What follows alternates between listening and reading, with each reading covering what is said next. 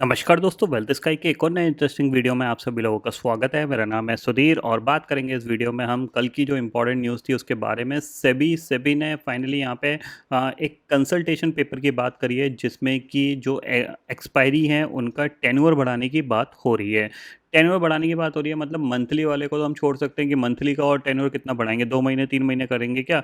फिर उसका हेजिंग का कंसेप्ट ही क्या रहा कि अगर मतलब एक लॉन्ग टर्म अगर ऑप्शंस होंगे तो उनका हेजिंग का कोई पर्पस नहीं रहा, क्योंकि इतनी हाई कॉस्ट में हेजिंग कैसे करी जाएगी। ठीक है, तो मोस्टली वीकली की ही बात हो रही होगी, तो वीकली का कह सकते हैं उसका टाइम टेन्योर अगर बढ़ाते हैं तो क्या करेंगे, 2 हफ्ते की कर देंगे। 3 हफ्ते का तो कोई पॉसिबिलिटीज़ बनता नहीं, और मंथली पे हमारे पास ऑलरेडी एक्सपायरी है, तो या तो 2 हफ्ते की होगी या फिर बंद हो जाएगी।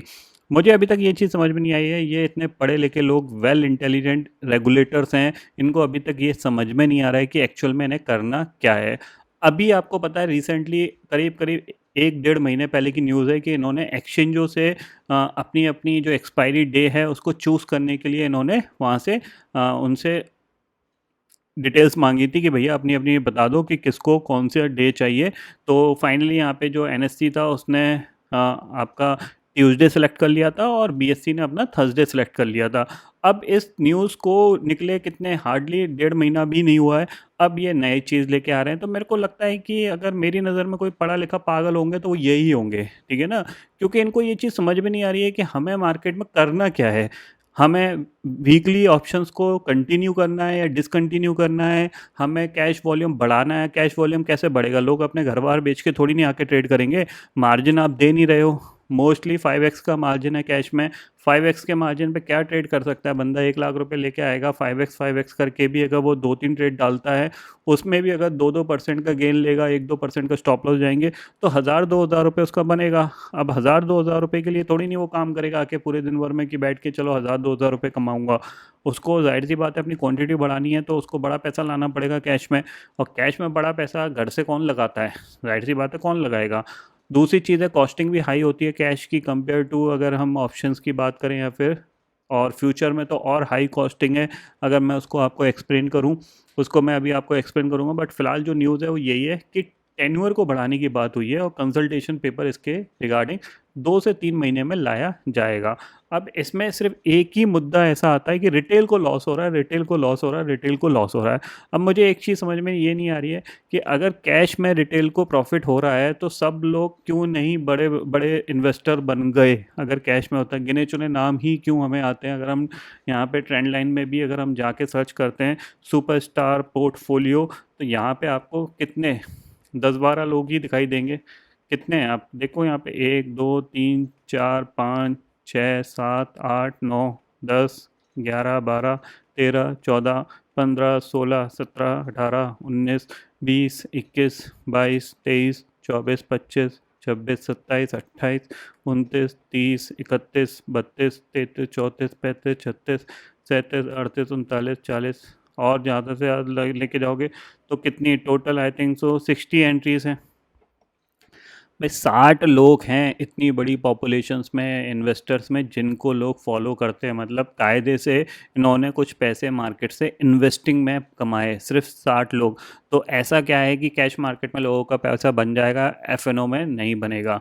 ठीक है, मेन चीज़ ये आती है कि आप किस तरीके से मार्केट को डेवलप करते हैं, किस तरीके से मार्केट को आप चलाते हैं, कैसे रेगुलेशन बनाते हो, वो सबसे ज़्यादा मैटर करता है। अब यहाँ पे क्या है कि जैसे वेटेज में अब जो रूल लाया गया है कि बैंक निफ्टी जो आपके जो नॉर्मल जो इंडेक्स होंगे, जो बैंक निफ्टी फिन निफ्टी, इनमें जो वेटेज होगा किसी भी स्टॉक का 20% से ज़्यादा का नहीं होगा। अभी तक एचडीएफसी बैंक का 60-65% था।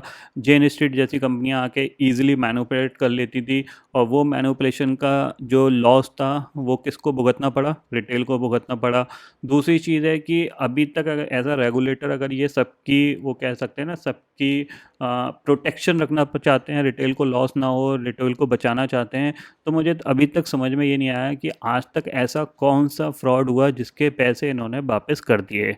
आप देख लो सहारा का जो फ्रॉड हुआ, सुब्रत राय सहारा मर भी गया, उनके पैसे आज तक उन लोगों को नहीं मिले जिन्होंने वो डिपॉजिट किए थे। उल्टा अल्टीमेटली वो पैसे बैंक में फ्रीज पड़े हुए हैं। ठीक है, इतने सारे इन्फ्लुएंसर और जो भी लोगों को इन्होंने पकड़ा, क्या उनके थ्रू पैसे वापस कर दिए गए जिनके वो पैसे थे, जेन स्ट्रीट का फ्रॉड पकड़ा गया, 36,000 करोड़ का प्रॉफिट जेन स्ट्रीट ने कमाया, 4,000 करोड़ का डिपॉजिट दिया, तो क्या रिटेल को इन्होंने वापस कर दिए?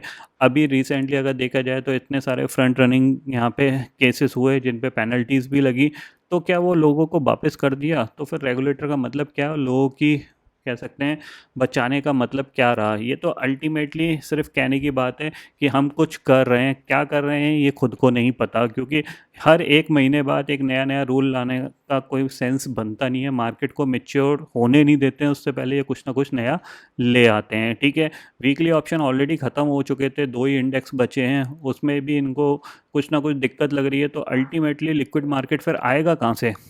भाई कैश मार्केट तो इतना ज़्यादा इलिक्विड हो गया है यहाँ पे। अगर मैं आपको फॉर एग्जांपल एक स्टॉक दिखाऊं तो आप देखना यहाँ पे, हालांकि वो स्मॉल कैप है लेकिन ऐसा नहीं है कि उस कंपनी के में लोग ट्रेड नहीं करते। आप देखो 1 मिनट की कैंडल है, ठीक है, 1 मिनट की 2 कैंडल, 10% अपर सर्किट। क्यों? क्योंकि इलिक्विड काउंटर है। तो जब मार्केट में लिक्विडिटी नहीं होगी ना, तो मार्केट ऐसे ही चलेगा। कोई थोड़ी बहुत बाइंग करेगा आके, मार्केट तेज़ी से भाग जाएगा, कोई थोड़ी बहुत सेलिंग करेगा आके, मार्केट तेज़ी से गिर जाएगा। तो उसका फ़ायदा क्या है जब आपका मार्केट ही इतना ज़्यादा मैच्योर नहीं होगा, जहाँ पे कि बाइंग सेलिंग के डिसीजन सिर्फ कुछ ही लोग ले पाएंगे, तो उसका फ़ायदा क्या है भाई? अगर आप लोगों को, रिटेल को अगर आप लॉस से बचाना चाहते हो, तो मुझे तो अभी तक ये नहीं समझ में आया कि इस दुनिया में ऐसा कौन सा फील्ड है जहाँ पे सक्सेस रेशो में जो परसेंटेज आता है मोर देन 20% से ज़्यादा का हो।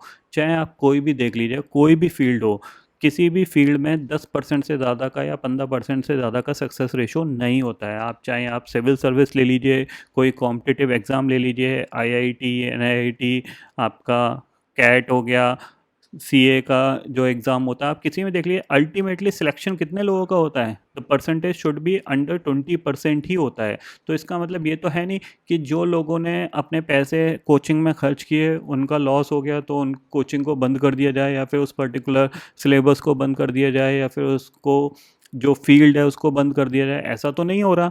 तो अल्टीमेटली वहाँ पे भी तो लोगों के पैसे जा रहे हैं ना। भाई मैंने कितने सारे लोग देखे, मैं अपने बैच की बात करता हूँ। मैंने 2012 में अपना बीटेक कंप्लीट किया था, ठीक है। मैंने 2012 में अपना बीटेक कंप्लीट किया था। उसके बाद बहुत सारे लोगों ने कोशिश करी थी कि हम आईएएस या पीसीएस का पेपर देंगे और बनने की कोशिश करेंगे। तो अगर मैं बात करूं जितने थे उनमें से लगभग लगभग सब ने 2 साल 3 साल ट्राई किया और फाइनली वो नहीं बन पाए थे। बट उन 2-3 साल में उन्होंने हर ऑलमोस्ट साल का 3 से 4 लाख रुपए खर्च किया था कोचिंग पे। तो देखा जाए तो 3 साल के हिसाब से 12 लाख रुपए का उनका पैसा गया, और प्लस अलग से उनका टाइम भी वेस्ट हुआ, प्लस और भी छोटे मोटी चीज़ें होती हैं जिसका हैम्पर लगता है रियल लाइफ में। तो वो सारी चीज़ें तो कंटिन्यू चल रही हैं। तो ऐसा क्या है भाई? सीधी सी बात है, जिसको सट्टेबाजी करनी है वो सट्टेबाजी करेगा ही करेगा। वो कैश में जाके करेगा या एफएनओ में करेगा जाके। और सबसे बड़ी चीज़ क्या है कि अल्टीमेटली इसको सट्टेबाजी बोल क्यों रहे हो यार? आप इसके अगेंस्ट टैक्स कलेक्ट करते हो, आप एसटीटी कलेक्ट करते हो, आप सेबी चार्जेस कलेक्ट करते हो, जीएसटी कलेक्ट करते हो, सब चीज़ें तो कलेक्ट करते हो। फिर ये सट्टेबाजी कहाँ से हो गया? सट्टेबाजी उसको बोला जाता है जिसमें कि कोई भी टैक्स कलेक्शन गवर्नमेंट के पास नहीं होता, ठीक है ना। बाकायदा ये एक लीगल इंस्ट्रूमेंट है। किसी का मन कर रहा है कि वो उसको 1 सेकंड रखे, किसी का मन कर रहा है कि वो अपना हैच करे और उसको 10 दिन तक रखे। दूसरी चीज़ है कि एज अ ऑप्शन, अगर आप, सिंपल सी चीज़ है, एक ही पर्टिकुलर देखो, कैश मार्केट ऑलरेडी इन्होंने बर्बाद कर दिया है। 2020 तक कैश मार्केट बहुत अच्छा था, बहुत अच्छा डेवलप भी था, बहुत अच्छी लिक्विडिटी भी रहती थी, स्टॉक्स में मूवमेंट भी होते थे। आप उनको पिन पॉइंट पे अपनी एंट्री एग्जिट बना सकते थे। मतलब अगर किसी स्टॉक का सपोर्ट आया तो मार्केट वहाँ से वो जाता था, हिट करता था और वापस आ जाता था। अब क्या है, पहले ये इसको तोड़ेगा, 1-2 दिन नीचे ट्रेड करेगा, फिर जाके कोई नया बायर आएगा तब ये ऊपर जाएगा। तो इस टाइप की जब इलिक्विडिटी होगी तो क्या है, ऐसे ही मार्केट रिएक्ट करता है। दूसरी चीज़ क्या है कि यहाँ पे ये लोग कोशिश कर रहे हैं कि कैश मार्केट डेवलप हो। कैश मार्केट डेवलप कैसे होगा? आप 12 साढ़े 12% का आप क्या कर रहे हो, एलटीसीजी ले रहे हो, ठीक है। 20% का एसटीसीजी ले रहे हो, ठीक है। और इसका भी लॉस कहीं सेट ऑफ नहीं हो पाता है। आपको, आप आईटीआर वगैरह में अपने भरोगे तो आप कैरी फॉरवर्ड कर सकते हो, लेकिन वो भी कैरी फॉरवर्ड नहीं हो पाता। अगर आपने प्रॉफिट कमाया तो भी आपको टैक्स देना ही देना है। तो हर चीज़ में आपका यहाँ पे टैक्स लग ही जाता है। इसीलिए लोग प्रेफर करते हैं डेरिवेटिव। डेरिवेटिव क्या है? बिजनेस इनकम है। तो अगर आपको यहाँ पे लॉस हुआ और किसी दूसरे बिजनेस में प्रॉफिट हो गया तो आप उसको सेट ऑफ कर सकते हो, आप अपना टैक्स बचा सकते हो। तो बहुत से लोग इस तरीके से करते हैं। कुछ लोग ये भी करते हैं कि वो अपनी कैश की होल्डिंग को कभी भी बेचते नहीं हैं, उसके अगेंस्ट निफ्टी को शॉर्ट करके रखते हैं, ताकि अगर कल को नीचे गिरे तो जो प्रॉफिट उनको निफ्टी मिल जाएगा, जो कैश में उनको लॉस होगा वो निफ्टी का एडजस्ट हो जाएगा। और अगर ऊपर जाता है तो कैश में उनको प्रॉफिट मिल जाएगा, निफ्टी फ्यूचर में लॉस होगा, उस लॉस को सेट ऑफ कर लेंगे किसी अपने अगेंस्ट बिजनेस के, या फिर कोई अपनी प्रॉपर्टी के अगेंस्ट जो उन्होंने गेन में बेची हो। कोई भी हो सकता है, कहीं पे भी सेट ऑफ कर सकते हैं। बहुत सारे मैंने ऐसे लोग देखे हैं जो बहुत ईजिली सेट ऑफ कर लेते हैं। तो ये चीज़ है। तो मेन मुद्दा यही है कि अभी तक इनको क्लियरिटी नहीं मिल रही है कि एक्चुअल में हमें करना क्या है। ये मार्केट को बिल्कुल भी मैच्योरिटी के साथ देख ही नहीं रहे हैं कि मार्केट कितना मैच्योर होना चाहिए। हमारे यहाँ cash volume almost 1 lakh crore के आसपास का रहता है। आप उसको, जो कि पहले काफ़ी ज़्यादा था, अब धीरे धीरे ख़त्म हो चुका है। ठीक है ना? अभी जो डेरिवेटिव का वॉल्यूम है उससे कहीं ना कहीं लिक्विडिटी आती है मार्केट में, वो भी ये धीरे धीरे ख़त्म कर रहे हैं। तो अल्टीमेटली चाहते क्या है मुझे नहीं समझ में आता है। दूसरी चीज़ क्या है? लॉट साइज इतने ज़्यादा हाई हैं जिसकी वजह से बहुत सारे लोग फ्यूचर्स नहीं करते हैं। क्यों नहीं करते मैं बताता हूँ। देखो, ये ब्रोकरेज कैलकुलेटर है, ठीक है। मान लो मैंने 25,000 का निफ्टी खरीदा और 25,000 पे भी बेच दिया एक लॉट में, ठीक है। तो एक लॉट का स्पैन मार्जिन और टोटल मार्जिन करीब करीब 2.5 लाख रुपए लगता है, ठीक है। 2.5 लाख रुपए लगता है। और निफ्टी का ऑन एन एवरेज एक दिन का मूवमेंट करीब करीब 100 से 200 पॉइंट का होता है, अगर आप पर्टिकुलर बॉटम टू टॉप पे देखोगे, ठीक है। तो अगर मैंने इसमें से 100 पॉइंट कमा भी लिए तो मेरे को नेट प्रॉफिट कितना हुआ यहाँ पे? करीब करीब 7,500 का मेरे को प्रॉफिट मिला है, ठीक है। लेकिन 7,500 का जब मेरे को प्रॉफिट मिला, इसमें मेरी कॉस्टिंग कितनी लग गई? आप देखो, कॉस्टिंग करीब करीब 550 रुपये मेरी कॉस्टिंग लग गई है। तो अगर ये 7,500 को माने के लिए मैंने 4 से 5 ट्रेड गलती से डाल दी तो मेरे 2,500-3,000 रुपये तो कॉस्टिंग में लग गए। और 2,500-3,000 कॉस्टिंग के बाद मेरे हाथ में बचा क्या? झुंझुना जो मैं हिलाऊं। या तो लॉट साइज कम करो, कैश मार्केट के लॉट साइज कम करो, कैश मार्केट कह रहा हूँ, फ्यूचर्स के लॉट साइजों को कम करो, ताकि एक नॉर्मल बंदा उनको ट्रेड कर सके, उसको एक अपॉर्चुनिटी दिखे ट्रेडिंग की।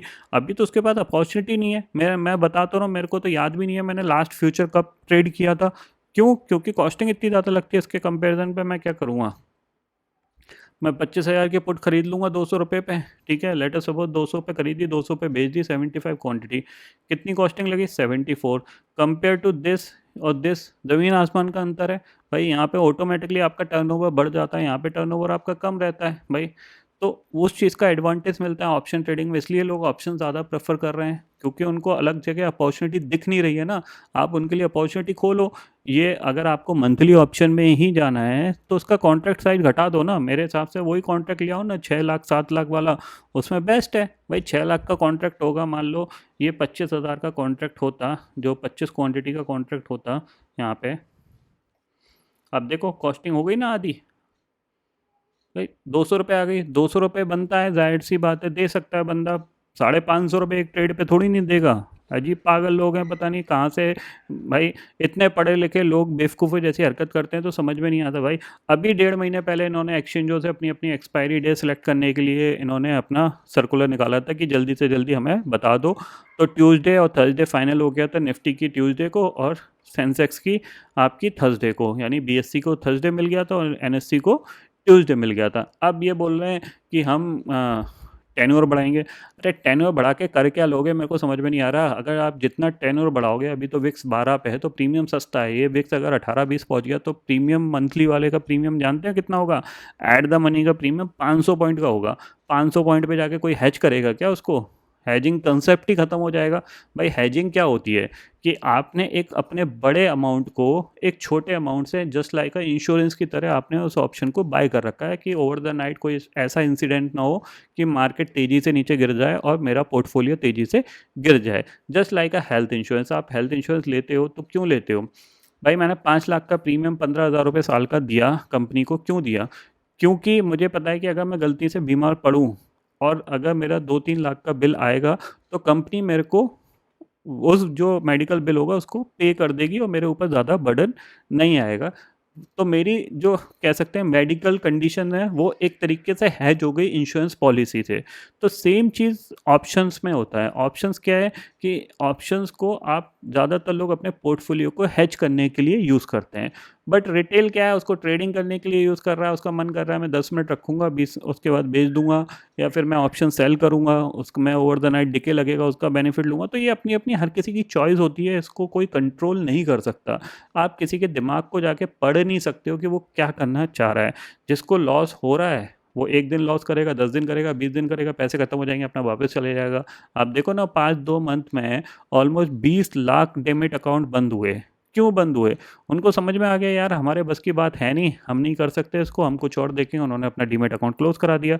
जिनको लगता है कि हम कर सकते हैं, 4 पैसे हम कमा रहे हैं, वो अपना ठीक-ठाक चल रहे हैं। तो हर चीज़ का अपने-अपने एडवांटेज हैं, डिसएडवांटेज हैं। बट आप उसको सट्टेबाज़ी बोलो या फिर आज हम ये कर देंगे, कल हम वो कर देंगे, फलाना कर देंगे, ढिमका कर देंगे, वो मैटर करता नहीं है। अभी रिसेंटली इन्होंने ये क्या कहते हैं, जो रियल मनी ऐप्स को बैन करने की बात करी है, चलो ठीक है लोगों का लॉस हो रहा है, वो चीज़ समझ में आती है। बट आप ये देखो ना उसके अगेंस्ट आप 30% टैक्स भी तो कलेक्ट कर रहे थे। अब जब आप 30% टैक्स कलेक्ट कर रहे थे तो वो अल्टीमेटली कहीं न कहीं लोगों के ही पैसे हैं, उनको वापस कर दो। और प्लस चलो इंडस्ट्री आप बैन कर रहे हो, उसमें लोग काम कर रहे हैं, उनका क्या होगा?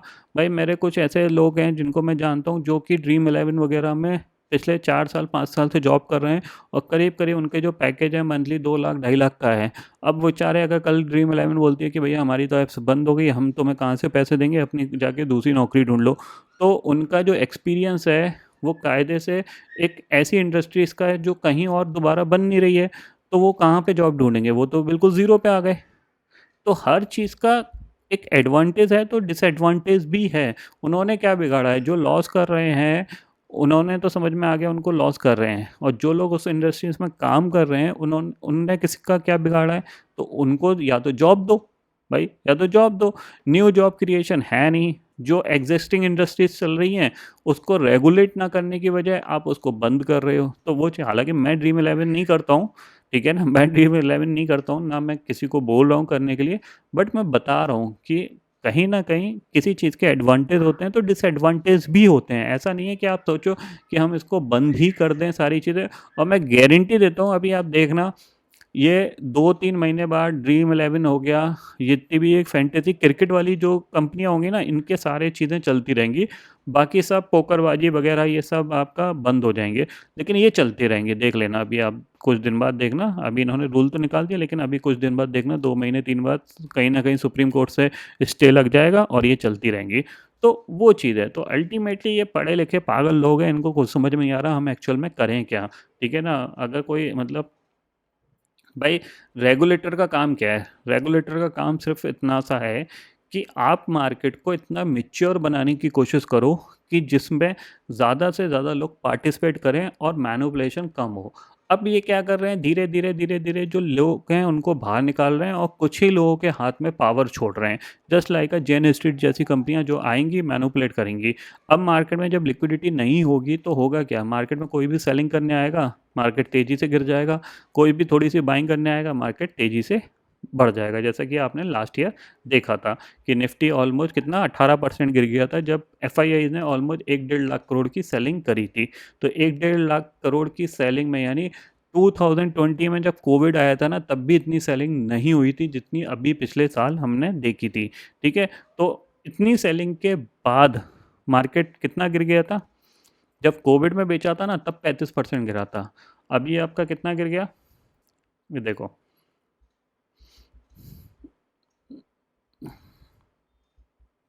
करीब-करीब 18% 17% के आसपास ये गिर गया था। ये ऑलमोस्ट 18% के आसपास गिरा था। तो क्या मतलब है? क्योंकि इल्लिक्विडिटी नहीं है, तो मार्केट इतना गिर रहा है। एफआईआईज़ को अपने कैश की पोज़ीशन में प्रॉफ़िट बुक करना है, उन्होंने फ्यूचर शॉर्ट मारे और बेचते चले गए आराम से, नीचे अपने प्रॉफ़िट बुक किया और फिर दोबारा से कैश में खरीद के ऊपर आ गए। तो सिंपल सी चीज़ है, उनके हाथ में पावर आ गई। जब पावर उनके हाथ में आ गई, इधर आप पार्टिसिपेशन करने नहीं दे रहे हो, मार्जिन आप दे नहीं रहे हो, कुछ कर नहीं दे रहे हो, रिटेल बेचारा क्या करेगा? वो बैठ के सिर्फ़ मुँह देखेगा मार्केट का कि यार हम तो कुछ कर नहीं सकते, हमारी पोज़ीशन भी नहीं है, हम करें तो करें क्या? तो वो अल्टीमेटली चैलेंजिंग चीज़ होगी। देखते हैं क्या करना चाहते हैं, भगवान जाने, मेरे को तो समझ में नहीं आ रहा। एक-एक महीने, 2-2 महीने बाद ये आके मुँह धो के आ जाते हैं और कुछ ना कुछ बोलते रहते हैं। तो लिटरली है, आपको बैन करना है एक ही बार में बैन कर दो। ये ऐसा मत करो कि हमें आज ये करना है, कल वो करना है, परसों ये करना है। इससे क्या होता है कि हर किसी का एक पर्सनल व्यू होता है कुछ चीज़ों को सीखने का। अब हमने मेहनत करी 2 साल 3 साल में, कुछ चीज़ें अंडरस्टैंड करी कि वीकली ऑप्शन कैसे बिहेव करता है, कब आपको ट्रेड नहीं करना है, कब करना है। ये सारी चीज़ों को आइडेंटिफ़ाई करने में टाइम लगता है।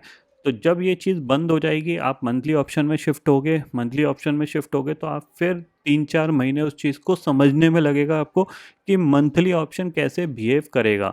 और जब मंथली ऑप्शन में चीज़ें जाएँगी तो इल्लिक्विडिटी रहेगी तो उसमें 2 चीज़ें होती हैं कि अगर आपको किसी भी ऑप्शन सेलर को मंथली ऑप्शन में पैसा बनाना है इंट्राडे में, अगर उसको ऑप्शन सेल करके इंट्राडे में पैसा बनाना है, तो या तो वो मार्केट में क्या करेगा, एक ही दिन में बड़ा मूवमेंट करेगा, ठीक है? बड़ा मूवमेंट भी मतलब कम से कम निफ्टी को 400-500 पॉइंट भगाना पड़ा करेगा, ठीक है? 300 पॉइंट से ऊपर भगाना पड़ेगा रहेगा, तब जाके उसको बड़ा पैसा बन सकता है। नहीं तो वही 10% दिखे, 20% दिखे, 30% दिखे, इतना ही रहेगा, इससे ज़्यादा नहीं रहेगा। या फिर उसको साइडवेज़ रखो, साइडवेज़ रखने में ज़्यादा एडवांटेज रहेगा क्योंकि चलाने और गिराने में पैसा लगता है। साइडवेज़ में क्या है, कंट्रोलिंग रहती है, एल्गोस अपने आप काम करती रहती हैं, सपोर्ट पे बाय कर लिया, रेजिस्टेंस पे सेल कर दिया। तो उसी का परिणाम ये है कि आप बैंक निफ्टी देख सकते हो कि मंथली ऑप्शन में आने के बाद बैंक निफ्टी की हालत क्या है, आपको ये दिखेगी। ये है, ज़्यादातर टाइम इसने 500-600 पॉइंट के अंदर ही अपना दिन गुजारा है, ठीक है? क्यों? क्योंकि ऑप्शन सेलर को सबसे अच्छी चीज़ दिख रही है इस टाइम कि प्रीमियम महंगे रहते हैं और जितना ज़्यादा साइडवेज रहेगा, एक दिन ऊपर एक दिन नीचे, एक दिन ऊपर एक दिन नीचे, उतना ही प्रीमियम उनको मिल जाएगा। ऑप्शन बायर के लिए तो इसमें कुछ है ही नहीं, ठीक है ना? तो ये चीज़ है यहाँ पे, तो आप देखो यहाँ पे आप क्या कर सकते हो, क्या नहीं कर सकते, बट मेरे हिसाब से ये जो बैक टू बैक डिसीज़न लाते हैं इस तरीके से, ये थोड़ा-सा इमैच्योरिटी दिखाती है कि मेरे को नहीं लगता कि किस टाइप के पढ़े-लिखे लोग हैं, क्योंकि डिसीज़न मेकिंग एक बार होती है। आप एक बार बैठ के डिसाइड कर लो कि हम ये करना चाहते हैं, इसके बाद हम 2-3 साल तक कुछ नहीं करेंगे। फिर हम देखेंगे कि मार्केट किस तरीके से मैच्योर हो रहा है, किस तरीके से डेवलप हो रहा है। हर एक महीने के हिसाब से अगर ये सोचेंगे कि अभी अरे यार लास्ट टाइम ऐसा रह गया था, अब हम ऐसा करेंगे, तो ये मतलब इस टाइप के लोग मतलब कोई इनका कोई बिंद बैंडी के लोटे हैं, ये इधर से उधर लुढ़कते रहेंगे, ठीक है ना? तो वो चीज़ है। तो ये फ़िलहाल मेरा ओपिनियन था। ये जो डिसीज़न है अभी आया नहीं है, आने में टाइम है, 2 महीने, 3 महीने, 4 महीने। देखते हैं आता भी है, नहीं आता, सिर्फ़ कहने की बातें हैं कि क्या टेन्योर बढ़ाना है, क्या नहीं करना, तो वो भी देखना पड़ेगा, ठीक है? तो मेरे हिसाब से जो चीज़ है, अगर आपको मार्केट में लिक्विडिटी बनाए रखनी है, तो या तो आप कैश मार्केट को डेवलप करो या फिर डेरिवेटिव मार्केट जो ऑलरेडी डेवलप्ड है उसको चलने दो। अगर आप कैश मार्केट को डेवलप नहीं कर पाओगे और इधर डेरिवेटिव से भी वॉल्यूम घट जाएंगे, तो मार्केट को स्टेबल रहने में बहुत ज़्यादा दिक्कत आएगी। ये चीज़ समझ लीजिए, क्योंकि हर एक लेवल पे ट्रेडर्स की रिक्वायरमेंट बहुत ज़्यादा रहती है रादर देन इन्वेस्टर्स की, क्योंकि ट्रेडर ही इन्वेस्टर का भाव देते हैं। अब वो भाव आएगा नहीं, लिक्विडिटी होगी नहीं, किसी को कुछ बेचना है माल तो वो कैसे बेचेगा? तो वो सारी चीज़ें मैटर करेंगी, शॉर्ट टर्म में नहीं बट लॉन्गर टर्म में मैटर करेंगी, ऐसा नहीं है नहीं करेंगी, वो डेफ़िनेटली करेंगी। तो वो देखते हैं कैसे होता है, लेकिन फ़िलहाल तो ये डिसीज़न जो भी है डिसीज़न, बट मेरे हिसाब से तो ये चीज़ जो ये बोल रहे हैं, ये कायदे से मार्केट के लिए कुछ ज़्यादा एडवांटेजेस नहीं होगी यहाँ पे, क्योंकि अल्टीमेटली मार्केट में क्या है, दोनों साइड से वॉल्यूम ड्रॉप हो रहा है। कैश में भी हो रहा है और डेरिवेटिव में भी हो रहा है। तो जब दोनों साइड से ड्रॉप हो रहा है, तो अल्टीमेटली मार्केट की स्टेबिलिटी कैसे बनेगी? तो वो स्टेबिलिटी अगर बना के रखनी है, तो आपको कहीं न कहीं ऐसा एक्शन लेना पड़ेगा कि अगर आपको कैश मार्केट डेवलप करना है, तो वहाँ पे आप मार्जिन फैसिलिटीज़ हो गया, टैक्सेशन हो गया, इसको रिलैक्स करिए ताकि वो ऑटोमेटिकली डेवलप हो।